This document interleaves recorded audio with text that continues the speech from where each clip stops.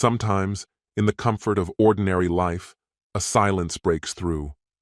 The kind where you hear only one sound, a crack, like something inside you is breaking, not loudly, but permanently. He loved her, trusted her, built a future, believing he was happy. And she wasn't dressing for him.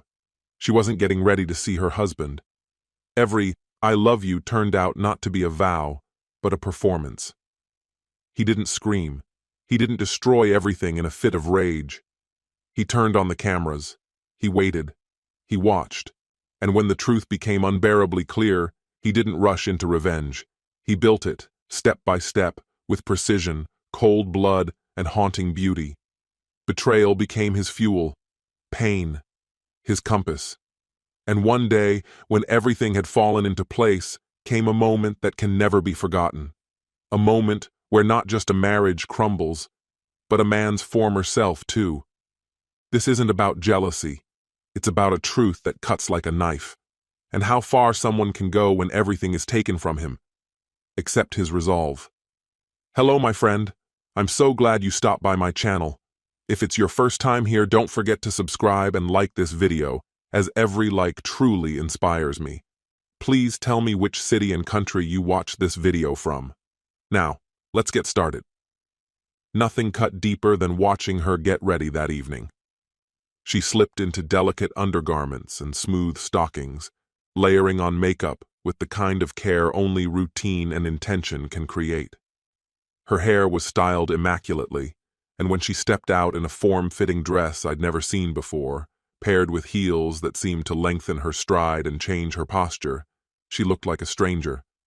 A wave of emotion crashed over me, bitterness, envy, and an overwhelming sense of betrayal. She wasn't dressing up for me. No, this was all for Miles Donovan, her employer. While I spent my days working tirelessly to build us a stable life, she was turning herself into a fantasy for another man. I couldn't understand it. Until recently, our relationship had felt solid. Jenna had always seemed loving and faithful. Never once had she given me a reason to suspect her devotion. We'd spent 20 years together, and the idea of betrayal had never once entered my mind, until a few weeks ago. It started at her company's annual dinner. Miles, the firm's managing partner, was far too engaged with Jenna. The way his eyes lingered on her, the way his smile curled when they danced, it unsettled something deep inside me. And the way he looked at me afterward, wearing a smirk like he'd claimed something of mine, made my stomach knot. I brought it up the next morning. Jenna dismissed it instantly, defending him like I'd just insulted someone sacred. Her reaction didn't soothe me. It only made things worse. Suddenly, all those late office nights, the canceled plans and vague explanations started painting a different picture. I couldn't ignore the alarm bells anymore. Jenna wasn't just any employee. She was his personal assistant. Miles Donovan was everything I never wanted to be. Loud, arrogant, always flaunting his money, sports cars, luxury watches, and a new wife who looked more like his daughter than a partner. He'd left his longtime spouse for a glamorous 30-year-old named Sienna. He'd always rubbed me the wrong way, but the night he mocked me in front of Jenna and our friends, that was the moment the resentment cemented itself. "So, Julian," he said with that infuriating smirk, "still messing around with nuts and bolts? Must be a real thrill working at Home Depot." Jenna laughed. That sound hurt more than his jab.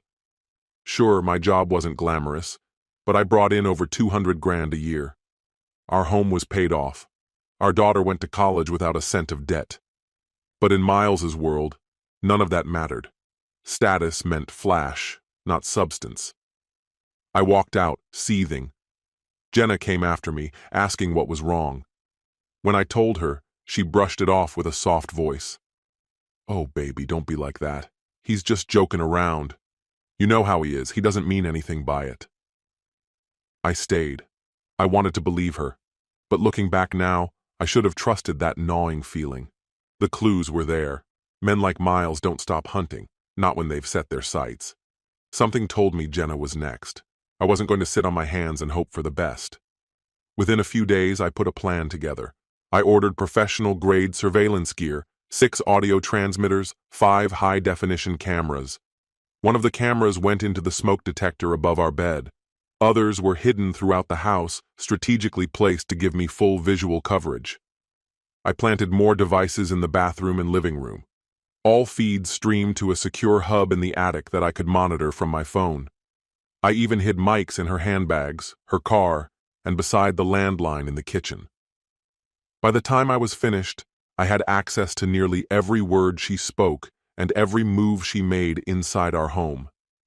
Still, as I packed for my upcoming work trip, something didn't sit right in my gut. Jenna, as always, was affectionate. The night before I left, she made love to me with tenderness, whispering soft promises into my skin. Her eyes shimmered with emotion. "I love you more than anything," she said, fingertips tracing the lines of my face. "You're everything to me." And I said it back, meaning it, needing to believe it. That night felt real. There was warmth between us I had never doubted before. I hesitated, wondering if I was overreacting. Maybe I should tear down the setup. Maybe I was just imagining things. But I didn't. I left it all running and headed off for my 2-night trip. If anything was happening, this would be the window. We kissed goodbye. By evening, I was driving down the highway, a quiet 3-hour trip that left me alone with my thoughts. I replayed the past 6 months, searching every memory for signs I might have missed. Other than Miles's cocky behavior and my own rising suspicion, I didn't have much. I let out a bitter laugh. Maybe I was spiraling. Once I checked into the hotel, I dropped my bag on the bed and powered up my laptop. After sorting through a few work emails, I pulled up the live feed from the house. I didn't expect to see anything, just wanted to test the setup. I fast-forwarded a few hours, slowing the footage as Jenna entered our bedroom. She lay across the bed, phone to her ear. At first I was just watching her, appreciating her beauty. Then the words came, and everything unraveled. "Hey baby." "He's gone," she said, her tone soft, playful. "I've got the place to myself. Yeah, 2 full nights this time." She paused and let out a quiet giggle. "When can you come over? Will your wife notice? Oh my God, this is perfect. Can you stay the night?" "I want to wake up next to you. Of course I'm yours. What time?" "Okay. I can't wait." "I love you, baby." I stood frozen. Just an hour earlier, we had shared what I thought was one of the most passionate, intimate nights of our relationship. Those very words, "I love you," she had whispered over and over, like a promise. Now, I watched as she welcomed him into my home, into our bed. Who was this person I thought I loved? How could she look me in the eyes, swear she loved me, then betray me with such ease? Was he really coming over? I didn't have to wonder long. In the hour that followed, I watched Jenna get ready for him. She showered first, then she slipped into lingerie meant to provoke, not please. She curled her hair, applied makeup with care, and completed the look with a pair of heels, something she never wore for me. It felt like watching someone commit a crime in slow motion, and though every second cut deep, I couldn't tear my eyes away. I'd always known she had a sensual side, but seeing her bring it to life, so confidently, for someone else, was soul-crushing. A small part of me hoped he might not show. That hope shattered the moment the doorbell rang. Jenna opened the door, and there he was, Miles Donovan, grinning like he already owned the place. The camera caught it all, the way he pulled her in, the kiss he gave her like she belonged to him. I barely made it to the bathroom before my stomach gave out.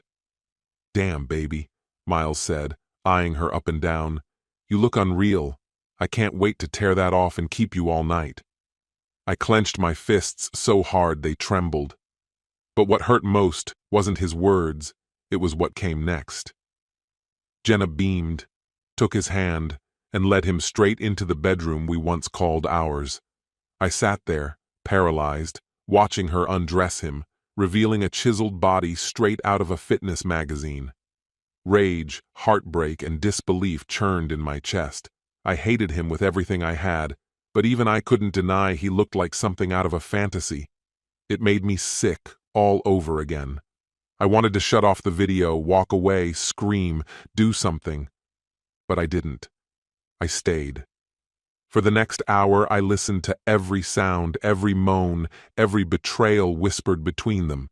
Then, afterward, they talked. Lying together, tangled in the sheets, Miles broke the silence. "So he's really out of town for 2 nights?"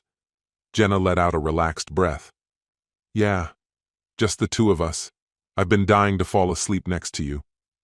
Miles smiled softly. "I love this," he said.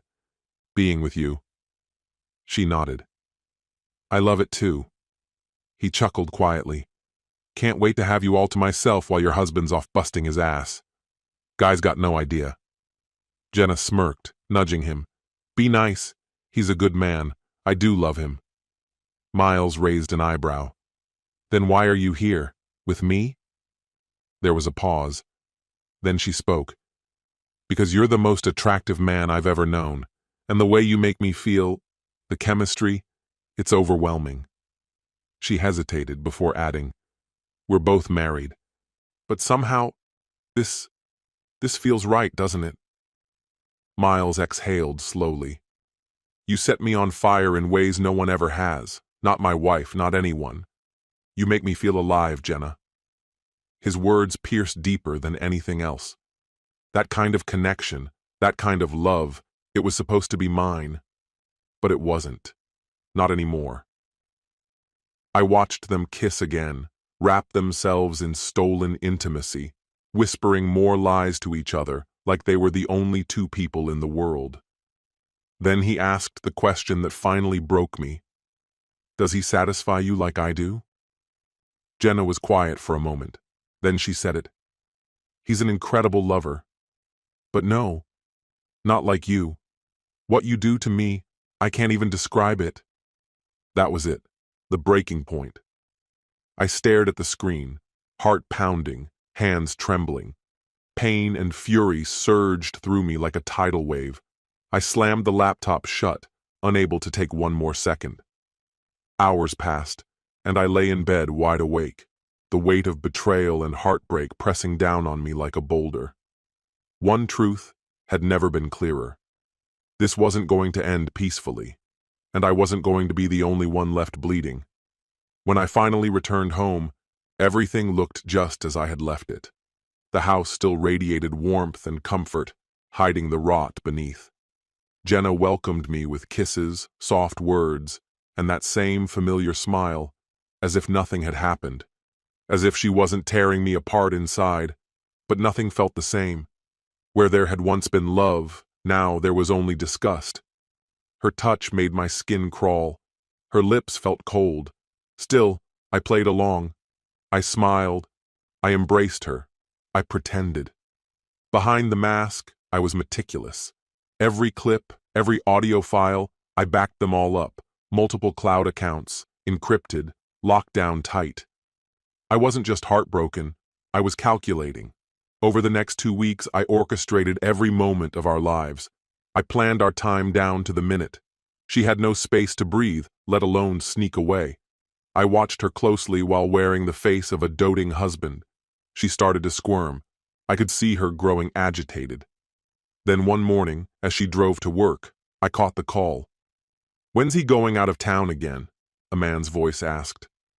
"I'm not sure," she answered, "but I'll find out. It has to be soon, babe." That was all I needed to hear.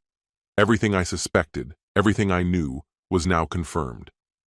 I had mapped out a fresh trip, short and strategic, just enough to gauge whether he'd fall into the same trap. Everything was lining up exactly as intended. That evening, as we curled up together on the couch, lost in a movie, Jenna turned to me with a casual air and asked, "Hey love, when's your next work trip?" A sharp pulse surged through my chest, but I kept my demeanor breezy, letting a playful smirk curl across my face. "Trying to enjoy a little peace while I'm away?" I teased. "Or maybe there's someone you only entertain when I'm not around?" I added with a chuckle, my eyes locked on hers, searching for the slightest crack. But she didn't even blink. "Come on, don't be ridiculous. I love having you here," she said, her voice soft. "I just hope you won't be leaving again soon." "Sadly, work's calling," I replied with a nonchalant shrug. "I've got an overnight meeting Tuesday. I'll be back the next day."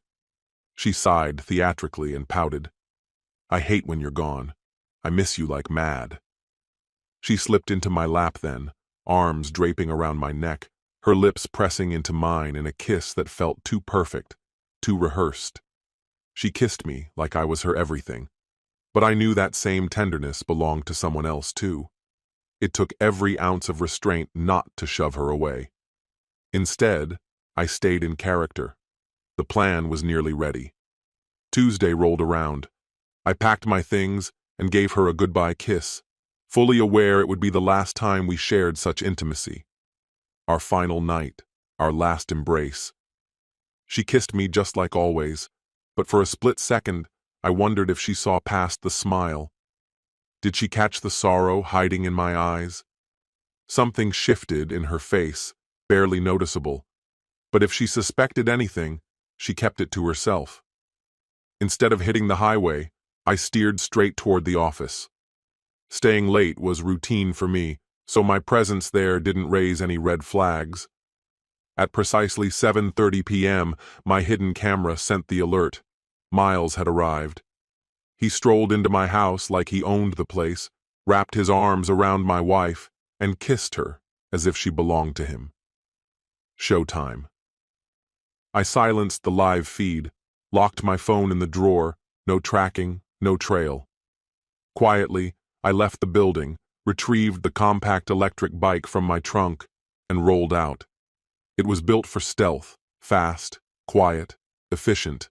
30 miles per hour, 50 miles of range. I'd be a ghost on the road. With my hood pulled low, eyes scanning every alley and turn, I made my way back. 20 minutes later, I was in the backyard, slipping through the sliding glass door she hadn't even bothered to lock. Inside, every breath was heavy, ears attuned to the slightest sound. I could hear them upstairs. From the closet, I grabbed the aluminum bat I'd hidden earlier in the week. Then I reached behind the bedroom doorway, where a short-barreled rifle lay waiting, my insurance policy. Clutching the bat, I crept toward the bedroom. They were lost in their illusion, completely unaware. Candlelight flickered across the walls as I stepped into their moment. Jenna didn't even notice the shift in the air. Miles never saw the strike coming. The bat hit hard, sending him sprawling with a sickening thud. I dropped it and reached for the rifle, flipping on the lights. Jenna shrieked, stumbling backward, her skin drained of color. "Oh my God, this isn't happening. You were supposed to be gone." I kept my tone calm, flat. "Better question, what the hell is he doing in my bed?" Miles groaned, dazed, one hand cradling his head. He pushed himself up against the wall, blinking, panic dawning in his eyes. "Jesus, that hurt," he muttered. "What's wrong with you, man?" he barked. "You want to talk about wrong?" I snapped. "You sneak into my house, sleep with my wife, and now you want to play innocent?" His gaze flicked to the weapon, his throat tightening visibly. "What are you going to do?" he asked, voice trembling. I tilted my head, a cruel grin tugging at my lips. "Not feeling so tough now, are you?" Jenna was frozen in place, her mind clearly scrambling to catch up. Miles's breath came faster, every muscle tense. He was fully awake now. "I know everything," I said. "Every phone call, every sneaky little meeting, every time you thought I was too busy to catch on. And now you face the music." Miles's voice cracked. "If you do something stupid, you'll go to prison." I laughed coldly. "Then maybe we'll all go together. Sound fair?" Watching fear flicker through his eyes was almost satisfying. Jenna broke down, sobbing uncontrollably. "Please, don't do this." "Why not?" I shot back. "You didn't seem concerned about consequences before. Why should I care now?" The truth? I had no intention of taking their lives, but they didn't need to know that. seeing them crumble beneath the weight of their betrayal, the fear, the guilt, the shame. That was the first moment in weeks I felt anything close to control. For once, the power was mine. Jenna wept without restraint, cocooned in blankets as though the layers might shield her from the truth crashing down around her. Her voice trembled, raw with fear. "Please, don't do this. I love you, I swear I do. Let's just talk. Just talk. Put that down. Please." I angled the rifle toward her, a smirk tugging at the corner of my lips, ice cold. "Save it. This is the drama you've been dying for, isn't it? Something wild to break the monotony of your boring little marriage. Whatever happens next, you brought it here." The weight of what was unfolding hung in the air, undeniable. They could see in my face just how far past the point of no return we were. Their only chance was talking me down. What they hadn't guessed was that I'd never planned on killing anyone. The rifle wasn't loaded with bullets. It was rigged with a brutal cocktail. Part rock salt, the rest military-grade pepper extract, capsaicin concentrate. Not fatal, but the kind of agony no one forgets. I wasn't aiming for prison. I wanted scars of memory, not bodies. Miles, still dazed from the earlier blow, tried to rise, shaky and slow. I was already anticipating it. The second he lunged, leaving himself exposed, I fired. The blast cracked through the room, but his screams dwarfed the sound. He collapsed immediately, writhing, clawing at his face, gasping as though suffocating on fire. Pain overwhelmed him, raw and primal. Minutes crawled by before he could even sit upright, shuddering and clutching his sides. I stepped in, tapped his leg with my boot, and turned to Jenna. "Pay attention," I said. "Here's what's going to happen. I'll be gone in a few minutes. You're going to get him to a hospital, on your own. No 911, no cops. And when the doctors start pressing for details, you play dumb. Got it? Make up whatever lie you want, but leave me out of it. If either of you so much as mentions me, if my name even floats near the story, I release everything. Every message, every recording, every frame of footage. His wife will get a copy delivered personally. His firm's senior partners, too. And just to sweeten the deal, I built a site. 2 hours of your sleazy motel rendezvous will stream on loop. I stay invisible. Understood? Oh, and Miles? Don't even think about firing her. She's going to need that paycheck when she's signing divorce papers.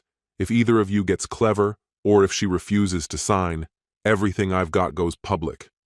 That clear enough for you?" They didn't say a word. Jenna's face was drained of all color, streaked with tears. Miles barely moved, his breath ragged from the burn. "Good," I muttered. "Now go get him stitched up."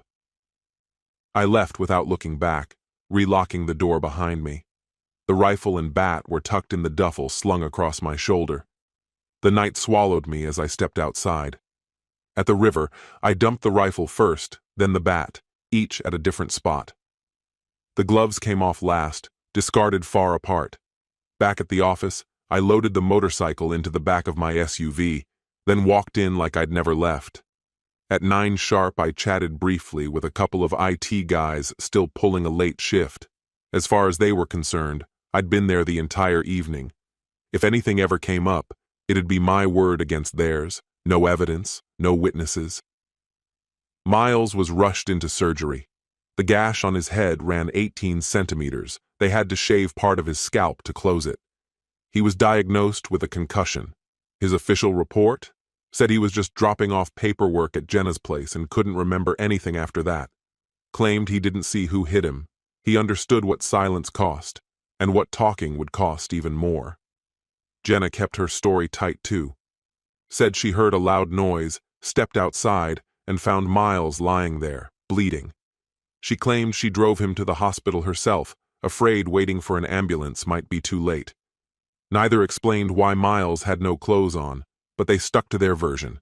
Too bad for Miles. His wife didn't buy a single word. Whatever fallout was coming for him, it made my part look like mercy. By the next day, I'd wiped the place clean. Every bug, every hidden lens, gone. The recordings were all safely backed up to an encrypted cloud. The devices themselves were destroyed beyond recognition. Nothing left to find, nothing to follow. By 6 that evening, Jenna came through the front door. I was already there, sitting in the living room with a half-drunk bottle of whiskey on the table. She looked like a ghost, eyes red and swollen, her posture defeated. I'd never seen her look so broken. For a split second, pity flickered. Then she spoke. "Julian," she whispered, her voice cracked and barely holding. "I know what you saw was terrible, but it wasn't what it looked like. I wasn't in love with him." Her voice wavered. She stared into my eyes like she could will me to understand. "I know what I said hurt you. I know how it must have sounded. But you know me. After being close, I need that emotional connection. What I said, it wasn't real." Fresh tears spilled down her cheeks. "You were gone so much. I hated the silence. Miles, he was just there. He filled the space. And yeah, it got physical. But it wasn't love. It never meant anything. It was just comfort. Please, Julian, please believe me." I said nothing. She looked so raw, so desperate, and yet all I could hear was betrayal echoing behind every word. Her pleas felt like rehearsed lines, her sorrow like theater. I stared at her, stunned that she could still look me in the eye while twisting the knife. "Jenna," I began, my voice steady but edged with finality. "I've heard everything you've tried to explain. You claim those words of love were meant for me, but we both know that's a lie. They were his, not mine. This stops now. 20 years together, gone, destroyed by your choices, because you let him in. And now we're both left to face what's left behind. So, congratulations. You've carved a wound I'll carry for the rest of my life." Bitterness laced my words as I spoke. Her face crumpled, and the tears came. "What do we do now?" she asked, her voice barely a whisper. I didn't hesitate. "There is no we anymore. It's over. I'll never understand what made you do this, and I'll have to live without that answer. As for forgiveness, it's not even a possibility, but I'll keep my word. I won't say a word about your affair, not to Sabrina, not to your parents. That's yours to handle. But let me be clear, don't twist this around and paint me as the bad guy. If you try, I'll make sure the entire truth is known. The house goes up for sale this week. You'll have to find another place. You broke this. You're the one who's leaving. This isn't a negotiation. I'm telling you how it is. Let me know where to send the divorce paperwork. Sign it quietly, or both you and your lover will wish you had." She broke down then, sobbing into her hands. "He's not my boyfriend. I don't love him. Please, can't we come back from this? I've ruined everything. I know I've devastated you, but I still need you. I can't breathe without you. I'll do anything, anything, to fix this. Just don't walk away." I looked at her, already gone to me. If it had just been physical, maybe we could have worked through it. Counseling, a break, something. But that's not what happened. You gave him something sacred. You said things that were meant only for me. And in doing that, you tore us apart. You buried the love I had for you. It's gone, dead. No, I won't forgive. I won't forget. And once this divorce is finalized, you'll be out of my life for good." She cried for hours. By sunrise, her bags were packed, and she left. She moved back into her parents' house while we started the process of putting our home on the market. A few days later, the police came by, asking questions about Miles. I called a lawyer the second they showed up, and we shut it down fast. "My client has no statement unless you can provide evidence," my attorney told them. There was no proof, no charges, and my alibi was rock solid. They had to drop it. It went into the records as an attempted break-in. Jenna and her family wouldn't stop calling. They pleaded with me to reconsider. "She still loves you," they said. "It was one mistake. Please speak with her. Try counseling. Try something." I never answered. Let the phone ring each time. When they came to the door, I didn't open it. Eventually, I changed my number, cut off every connection. After that, I disappeared from their lives completely. Yes, the pain was immense. Each day without her was its own form of torment. But the image of her handing her heart to someone else, that pain never dulled. Jenna's life unraveled.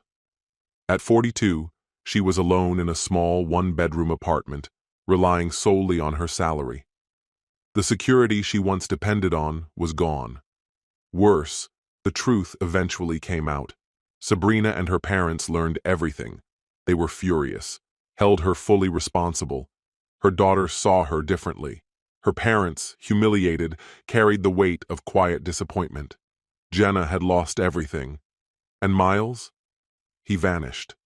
At work, he avoided her as much as possible, only speaking when required.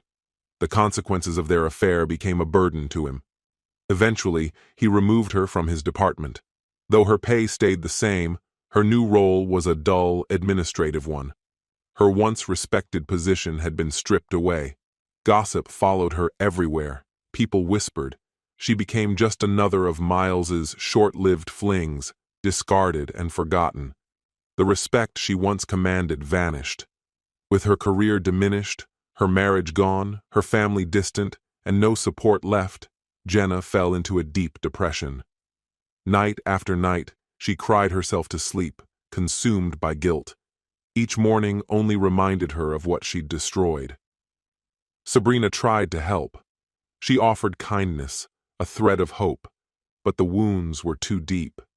She watched her mother fall apart, barely eating, drinking too often, shrinking into someone unrecognizable. No matter how much Sabrina reached out, Jenna had stopped fighting. "Why bother?" she'd murmur. "Without Julian, none of it matters." In desperation, Sabrina reached out to me. She asked for guidance. I listened and told her I was truly sorry she had to witness her mother's decline. But I stayed firm. I would never forgive Jenna. I would never speak to her again. As for Miles, he wasn't thriving either. Sienna wasn't the forgiving type, and forgetting? Out of the question. The moment the truth surfaced, she flipped the script on him. Life under her roof became a slow, merciless punishment. He was exiled to a guest room, where he lived each day under her unrelenting control. Every mistake he made was catalogued and thrown back at him with surgical cruelty. She took full command of their dynamic, laying down new rules with no room for negotiation. Then came the parade of young lovers. One by one, they passed through, each more blatant than the last. She never left him, never even hinted at divorce. Instead, she let him witness it all, a front-row seat to her defiance. Staying married served a purpose. It polished his public image, and while he kept up appearances, footing every expense, Sienna thrived in her new independence. Miles still had his wealth, but the things that mattered most, trust, intimacy, connection, were gone. His betrayal had cost him dearly, more than he'd ever imagined. And though rage simmered beneath his surface, though he hated me with a depth I could feel, he was utterly helpless. It was too late. The war had ended, and I'd walked away the victor. That same year, I came terrifyingly close to dying. It started like any other night, just drinks with colleagues after work. But as I left the bar, things went south fast. A group of men closed in. No hesitation. They beat me like they were erasing a mistake. Fists, boots. It was brutal and calculated. If not for my co-workers who stepped in, I wouldn't be here now. By the time authorities arrived, the attackers had vanished into the night. I ended up in a hospital bed, ribs fractured, body stitched up, pain etched into every inch of me. 20 stitches, cracked bones, and a gut-level certainty about who was behind it. Miles. His hands weren't on me, but his signature was all over the act. I'd anticipated something like this, expected it even. So, when I finally recovered enough to move without wincing, I made a call. "Mr. Donovan, please," I told the woman who answered. "He's in a meeting at the moment. Would you like to leave a message?" "Yes. Tell him to meet me across the street at the French deli. Friday, 1 o'clock. Alone. I'm sorry, I don't think I can. Just write it down. Julian said so. He'll get it. When Friday came, I was already seated, tucked into a corner booth with a clear line of sight to the door. He arrived late. His face twisted the second he saw me. He paused, clearly weighing his options. But in the end, he approached. Sit, I said. He dragged the chair out and dropped into it, jaw tight, eyes full of fury. What do you want? I didn't react, just leaned forward, voice calm. I'm glad you came. Your guys gave it a good try, I'll give you that. But I'm still breathing, which means now it's my turn. I slid a folded note across the table. That's a web link. Don't bother trying to shut it down. It's hosted offshore, mirrored in multiple places. It's out of your reach. He opened it, brows knitting together. Watch it when you're back in your office, I told him. 2 full hours of footage. You're the headliner. Don't worry, I protected Jenna's identity. Her face is blurred. She's suffered enough because of this. This isn't about her. This is your mess to clean up. His fists clenched. You've already ruined me, he muttered. I'm not who I used to be. You've taken it all. That's why we're here, I replied evenly. To put a lid on it. You wrecked the best thing in my life. 20 years of marriage, obliterated. I walked away. And still, you came for me. Well, now it's my move. He stiffened. What do you want? 2 things, I said. And neither is up for debate. First, you stop. No more shadowing me, no threats, no reaching out to my family or Jenna. You kill whatever plans you've still got brewing. Second, you wire $1 million to this account by 9 p.m. Friday. Call it a settlement if you want. If I took this to court, we both know I'd walk away with more, so consider this a discount. His breath came out sharp, his chest rising with the weight of it. And if I go through with it? He asked. How do I know you won't post the video anyway? I held his gaze. You don't. You'll have to trust that I'm done, once you hold up your end. But hear this. If that money isn't there by the deadline, the site goes live. By Saturday, your wife, your kids, your clients, they'll all see the truth, every last second. You took everything from me, Miles, and if you walk away from this deal, I'll make sure you know exactly what it feels like to lose it all. That was the line. He crossed it. The funds showed up. The house went on the market. We divided what was left. Jenna walked away with enough to build a stable future. As long as she kept working, maybe found someone new. She stayed in her job, but things were never the same between her and Miles. Something between them had snapped, beyond repair. She never remarried, rarely even dated. The heartbreak lived in her bones, something she carried day to day. She never shook it. Time moved on, but the wound didn't heal. It deepened. She withdrew, little by little, until the bright, passionate woman I once knew became a shadow. Her laughter faded, her spirit dulled. What remained was a ghost, someone hollowed out by a love that had once meant everything.